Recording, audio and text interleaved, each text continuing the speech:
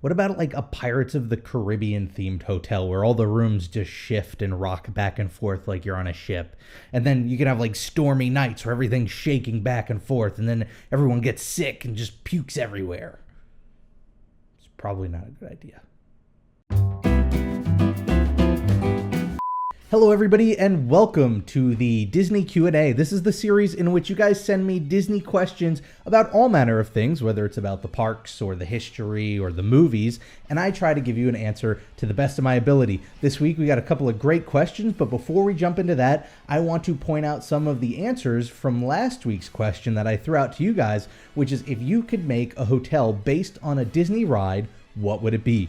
We got a ton of answers for this, like a lot, more than I was expecting. And there are a lot of great ones in there, but I had to pick two. And the two I picked, I'm not going to read them out because they're extremely long, but that's sort of why I picked them. You know, a lot of people threw out really simple concepts, but these guys and many others, not just these two, but these two among everybody else, like gave so many details as to how they would plan and like execute on this idea. And so the first idea comes from Spencer Calderon, who had an idea for an Expedition Everest hotel. And then the other one came from X Whiteout Flame, who had an idea for a hotel based on Port Royal, which is the port from Pirates of the Caribbean, the film. And I would imagine there wouldn't be a whole lot of shifting and shaking, so nobody's puking. So great answers. I love to see everybody talking about these ideas and throwing some really interesting ones out there. But without further ado, let's jump into the questions. Our first question this week comes from Aiden Patreon Seat Lewis, who asks, what would you like to see if an Epcot renovation came? Well, I guess we're not going to have to guess for too long since it looks like there are changes coming to the parks. It was recently reported that people were seeing sightline balloons, I believe they're called, around the Universe of Energy or the Energy Pavilion.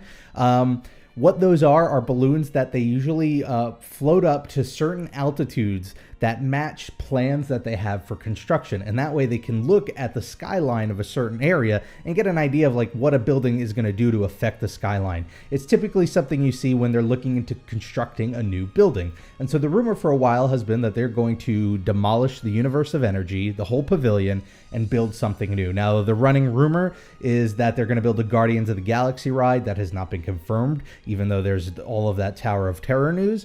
And on top of that, there's some questions regarding whether or not Disney would be able to do that because they have contractual obligations with Universal that prevent them from putting certain attractions in the parks over in Florida. That said, it looks like we're probably going to get something new. As for your question to me as to like what I'd like to see in a Epcot sort of refurb, it's funny because it's changed a lot. You know, it's funny. I have a series called Revisiting Disney that I started a long time ago that was based on me talking about what I wanted to see changed in Epcot specifically to make it what I think better is better. And I love all those ideas. And in my greatest dreams, they would all come true. But I think realistically, it's not going to happen. And the more I think about it, the more I think about how the concept of Epcot, which is itself a different concept from what Epcot was originally supposed to be, is sort of becoming outdated. You know, first of all, Future World was supposed to be a look into the future and, exploring the future and our imagination and how we, use the future both on sort of like a technological side and then a side in tune with nature. But it's running into the same problems that Tomorrowland originally ran into, right? Which is that technology advances and soon a building that is supposed to be at the future is either, about contemporary times or it's outdated. And it becomes expensive to keep up with that and change it and keep things going. And you saw that happen with Tomorrowland. And that's why Tomorrowland's theme sort of shifted from being about the world of tomorrow to being about what we thought the world of tomorrow was going to be into sort of this nebulous, anything sci-fi related Disney, mashup. And I think we're seeing a similar metamorphosis with Future World. And I think, we're going to see that by seeing some sort of, sci-fi, but not future focused ride going into the Energy Pavilion. And that would have bummed me out a couple of years ago, but I think as time goes on, I'm more and more accepting of it. I'm a big proponent of change in the parks. You'll rarely find me speaking out against something closing and getting replaced with something else. I think change is exciting. I think educating through attractions is still something that we can do, but I think it needs to be done differently. I don't think the future world, the Epcot of the 80s, is the way to do it anymore. I think kids today have different senses when it comes to, being educated through entertainment, thanks to the internet and YouTube and video games and things like that. And so I think the parks need to change for that. And I think there's a place for it, but I think it's more like innovations. I think innovations could really use a change and an upgrade. I mean, that's sort of not like a real answer. I get that you're probably asking for like specific ride ideas, but in general, I'm okay with the idea of Future World becoming something different. I'm okay with World Showcase featuring more and more rides about, movies. A lot of people hate the idea that Frozen's in World Showcase. I kind of like it. The lines for Frozen Ever After show that people like it. And I think if, just a handful of people on that line become a little bit interested in Norway as a country because of going to that ride, then it did its job. And I think they could do that with all the countries. Put a Big Hero 6 ride in Japan. Let's do it. Put a Peter Pan ride in, the UK. I think all of the pavilions could use rides. Of course, we don't have space for that, but, that's a whole other story. Our next question comes from Hannah Rocco, who asks, "Hey, Rob, I was just wondering, have you seen and or heard of this?" I don't have this up on screen, so I can't really show you what this is. But what she did, and I'll put the link in the description below, so you should check it out, is link me to a trailer to this really funny looking, I don't know if it's a movie or a web series, but it's called The Further Adventures of Walt's Frozen Head. And it's another one of these independent, non-sanctioned films that was shot sort of guerrilla style at Walt Disney World. And I believe the premise is, based on the trailer, that the main character is a cast member at Disney and discovers that deep within, the secret tunnels of the Magic Kingdom or somewhere on property is the cryogenically frozen and still alive head of Walt Disney, who demands to be taken up and given a tour of the parks. And so this cast member is sort of sneaking Walt's head into Disney World and taking him around the parks. And it looks ridiculous. I mean, from a production quality standpoint, it looks very similar to some of the other guerrilla projects. I mean, that's sort of what happens when you're filming without permission in the parks. You're sneaking in a camera pretending it's home movies, but it's actually a film. That's going to reflect through the production quality and the budget and stuff like that. But from a conceptual standpoint, I think it's really funny. I'm looking forward to it. I'm definitely going to check it out. Again, check it out in the description below after this video. It's a really funny trailer. I don't know when it's coming out. I sort of forgot all the details since I've seen it, but I'm going to keep my eye on it because it kind of looks interesting. Our next question comes from Noah the Guy, and Noah asks, "In the event of Disney having to close one of their resorts around the world, Disneyland, Walt Disney World, Paris, Tokyo, Hong Kong, Shanghai, which do you think will close first?" Now, this is a really interesting question, and if you want to see more about a topic similar to this, Christine and I put together a video over on her channel about when we think Walt Disney World will close for good. Spoiler alert, not soon. But to answer your question, around the world, if I had to pick which one would probably close first, it's tough. That's a really tough. I was thinking about this one earlier today, and I think there's so many variables that it's hard to tell. For instance, Disneyland Paris, also known as Euro Disney back in the day, had a very rocky financial start. And as far as I know, it's not like doing a whole lot better. It's not on the verge of closing or anything like that, but it had its economic issues. Shanghai Disney just opened, went over budget. Who knows where that's going to go? But then there's arguments about maybe Tokyo Disneyland. Tokyo Disneyland is not fully owned by Disney, so maybe there are going to be decisions made that Disney would not normally make that this other company's making, and that would lead to financial problems, and then they close it down. Or who knows? Maybe there's like cultural revolution in China again, and as a result, there's like upheaval, and then they have to close down the parks. It's a shot in the dark. No matter which one you pick, I can see a different scenario playing out as to which one would close and why. That said, overall, I think it would take very drastic events in, the history of the world to get these parks to close. I think Disney as a company is at a point right now where they make so much money and the financial decisions that they make are so intricate that rarely is the decision going to be something as simple as close the parks. It could be as simple as selling off shares of the park or selling partial ownership over to another company who's willing to help fund it and, breathe new life into it. It could be a matter of cutting budgets across all the parks in order to increase the budget in the parks that are having trouble so that they can sort of bring it up to speed and make everything better again. I think the point that, we sort of come to with the video that you should check out on Christine's channel that I'll put in the description below is that, I think in today's day and age and with a company like Disney, it would take something like catastrophic, like apocalyptic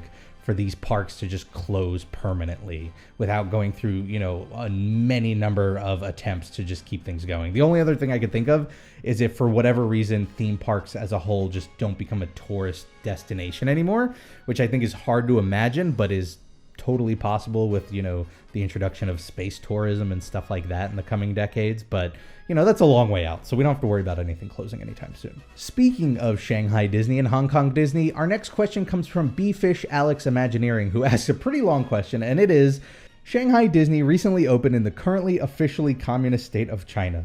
The Disney company has had a history with impacting politics, namely with the goodwill trip to South America during World War II that spawned Saludos Amigos. The Disney parks are very capitalist-driven, and support for communist policy in the USSR dwindled as capitalism became more appealing to citizens. My question is, do you think that a very capitalist Disney park in China could sway public opinion farther away from communism? Could the creation of Shanghai Disneyland have not only economic impacts, but also spur major political reform? Wow, A+ question. So this week's question is I want everybody to write a 2,000-word essay. No, don't do that. Don't do that. That's ridiculous. I try to, as often as I can, be very straightforward and honest about these things. I am in no position to speak as an authority on this question. I do not know nearly enough about the political and economic state of China to imagine what Disney's going to do. That said, everything I've read about it is that when China does introduce capitalistic elements into its country, it does it in a very controlled way. So part of me would say that no, it probably won't affect things too much because Disney will probably be getting looked at pretty closely by the Chinese government. But who knows? You're right. Part of it comes from within. And if more and more Chinese citizens are going to Disney and seeing what, a capitalist venture can bring to them, maybe that will, over time put it in their minds that capitalism is a better thing. On the flip side, maybe they go to something like this and go, hey, look, I live in China and it's communist and I get to enjoy Disney. So clearly communism can't be so bad, right? Because, hey, look, I get my theme parks as well. Again, I'm really in no position to answer this question. This one's a doozy. If anybody in the comments or watching is like a political science expert or an economics expert and wants to throw in their 2 cents, please feel free. I would be really interested in actually reading about that. And our final question for this week comes from I'm Not Chase. I'm Not Chase asks, do you think there will ever be a Lion King ride? I mean, it's the 6th highest grossing animation film of all time and still is a pretty popular movie with a lot of fans. Great question. And I'm going to actually spin this off into the question of the week for you guys watching at home. Not if you think there will ever be a Lion King ride, but I would love to hear what your ideas for a Lion King ride would be if they were to build one in the Magic Kingdom or Hollywood Studios or wherever you'd want to see it. Let me know in the comments below. I will pick my favorite 2 answers and I will feature them in the next Disney Q&A. As for my answer, it's weird. I think a couple of years ago, my answer would have been no. My answer would have been, well, if it hasn't been made yet, then it's probably not going to get made because as popular as the film is, it's probably not going to get any more popular. Like, it's only going to wane at this point. That said, they just built a brand new Little Mermaid ride, and that movie's like super old. Like, I was a little kid when that movie came out. So clearly, Disney is still thinking about the classics. They are still giving them attention when they feel it's right. Obviously, I think if they were going to do a Lion King ride, it would be somewhere in the Animal Kingdom. I feel like that would make sense. Do I think we're going to get one soon? That I do think the answer is no. And it's not because it's the Lion King or unpopular or anything like that. But, you just got to look at the timeline of Disney World right now. And right now they're pretty busy. They're working on Star Wars Land. They're working on Toy Story Land. They're working on Pandora over in the Animal Kingdom. I'm sure once Pandora's up and running, they're going to refurb Everest. There's a lot of talk about them building something new. Like we mentioned at the top of this episode, Future World might be the next thing to sort of get attention. On top of that, in Disneyland, they're working on, the Guardians of the Galaxy ride, and there are rumors that they're going to also work on a Marvel land over there. So, there's a lot going on, and rides are expensive. So, I feel like because they threw The Little Mermaid a bone with its ride in New Fantasyland, because New Fantasyland in general got some love and care, and because, the Animal Kingdom is getting Pandora, I don't see a place where Disney is going to put focus in the immediate future on a Lion King ride. I do think maybe when it comes back around and there's ready to put something new in Animal Kingdom or something in Fantasyland, then sure, I think Lion King would definitely be enough of a classic to be considered, and I think it'd be really cool. And if I were to think of a ride that's Lion King based, I imagine I would want something Stampede related, be fast and exciting, and you're in the middle of Stampede and you have to dodge all of the animals or something like that. I don't know. It would be pretty cool, I think. Anyway, there you have it. A lot of really fantastic questions this week. I want to thank you all for watching. If you have a question that you would like for me to answer, you could leave it below in the comments, or you can let me know on Twitter. I'm at RobPlays. I would also, in the comments, love to hear what your thoughts on a new Lion King ride would be about. How would that be? No idea is too crazy, so throw them out there. If you want some further watching, you can check out the video Christine and I did over on her channel about when we think Walt Disney World is going to close for good. And you can check out the trailer for the further adventures of Walt's Frozen Head. Looks pretty funny. And if you want to see Disney videos regularly, all you have to do is hit that subscribe button. I send out 3 a week. Whatever you're doing this week, make the most of it because it makes it that much better. And I hope to see you all next time for the next episode of the Disney Q&A. Bye, everybody. This was actually a question that I saw going around Reddit, and I thought, man, that's a thinker. And the question is, when will Disney World close for good?